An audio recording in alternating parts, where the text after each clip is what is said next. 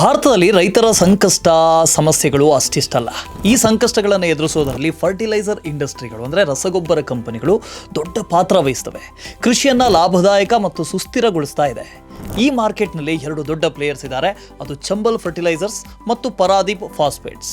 Chambal fertilisers ಭಾರತದಲ್ಲಿ top urea ಮಾರ್ಕೆಟ್ನಲ್ಲಿ ಒಂದು. DAP, NPK, ಕ್ರಾಪ್ ಪ್ರೊಟೆಕ್ಷನ್ ಪ್ರಾಡಕ್ಟ್ಗಳು ಮತ್ತು ಬಿತ್ತನೆ ಬೀಜಗಳನ್ನು ಕೂಡ ಪ್ರೊಡ್ಯೂಸ್ ಮಾಡುತ್ತೆ. ಇನ್ನು ಪರಾದೀಪ್ ಫಾಸ್ಫೇಟ್ಸ್ ಭಾರತದಲ್ಲಿ ಲೀಡಿಂಗ್ ಫಾಸ್ಫೆಟಿಕ್ ರಸಗೊಬ್ಬರ ತಯಾರಿಕೆಯಲ್ಲಿ ಒಂದು. ಇದು DAP, NPK, ಯೂರಿಯಾ ಮ್ಯಾನುಫ್ಯಾಕ್ಚರ್ ಮಾಡಿ ದೇಶದಾದ್ಯಂತ ಸಪ್ಲೈ ಮಾಡುತ್ತೆ. ಈಗ Q2 FY26ನಲ್ಲಿ ಕಾಂಪ್ಲೆಕ್ಸ್ ಫರ್ಟಿಲೈಸರ್ಗೆ ಹೆಚ್ಚಿನ ಬೇಡಿಕೆ ಇದ್ದಿದ್ದರಿಂದ ಚಂಬಲ್ನ ಸೇಲ್ಸ್ 48% ಹೆಚ್ಚಾಗಿ 6,413 ಕೋಟಿ ಆಗಿದೆ. ಆದರೆ ಯೂರಿಯಾ ಸೆಗ್ಮೆಂಟ್ನಲ್ಲಿ ಮಾತ್ರ ವೀಕ್ ಆಗಿದೆ. ಇನ್ನೊಂದು ಕಡೆ ಪರಾದೀಪ್ನ ಸೇಲ್ಸ್ 30% ವಾಲ್ಯೂಮ್ ಜಂಪ್ ಕಾರಣದಿಂದಾಗಿ 49% ಏರಿ 6,872 ಕೋಟಿ ಆಗಿದೆ. ಎರಡೂ ಕಂಪನಿಗಳ ಪ್ರಾಫಿಟ್ ಗ್ರೋತ್ ನೋಡಿದ್ರೆ ಹೈ ಇಂಟ್ರೆಸ್ಟ್ ಕಾಸ್ಟ್ನಿಂದ ಪರಾದೀಪ್ನ ನೆಟ್ ಮಾರ್ಜಿನ್ 5% ಬಂದಿದ್ದು ಚಂಬಲ್ನದು ಅದಕ್ಕಿಂತ ಆಲ್ಮೋಸ್ಟ್ ಡಬಲ್ ಆಗಿದೆ, ಅಂದರೆ 10% ಆಗಿದೆ.